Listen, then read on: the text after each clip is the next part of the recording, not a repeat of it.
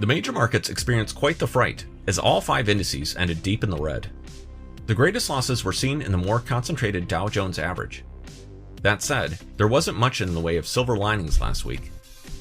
All 11 sectors closed lower, with the losses ranging from 3.7% in utilities to a drop of 6.5% in industrials. The pullback was fueled by wide-ranging concerns. Midweek, the CEOs of Twitter, Facebook, and Google were called before Congress to defend their policies as they relate to Section 230 of the Communications Decency Act of 1996. In Mark Zuckerberg's prepared testimony, he said, Section 230 made it possible for every major internet service to be built and ensured important values like free expression and openness were part of how platforms operate. Changing it is a significant decision. And we're also working to tackle misinformation and voter suppression. We've displayed warnings on more than 150 million pieces of content that have been debunked by our third-party fact-checkers.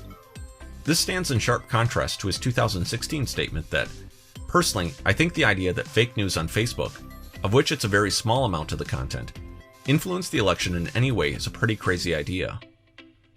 Nevertheless, the pressure put to these executives also weighed on the communication services, as well as the information technology sectors. Further in politics, as October wore to a close, it became clear that the House and the Trump administration would be unable to agree on a fresh stimulus deal ahead of Election Day, despite rhetoric from both sides stating a desire to reach a deal. Both House Speaker Nancy Pelosi and Senate Majority Leader Mitch McConnell said over the weekend that they now anticipate that a deal will come together sometime in the beginning of 2021. This news echoed the sentiment from Tuesday's vaccine update from the CEO of Pfizer. Dr. Albert Bourla said that the release of the vaccine would be nearly impossible ahead of Election Day.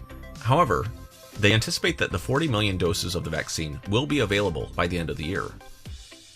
Meanwhile, Reuters reported on Halloween that coronavirus cases spiked to a new daily high of 100,000 within a single 24-hour period on Friday.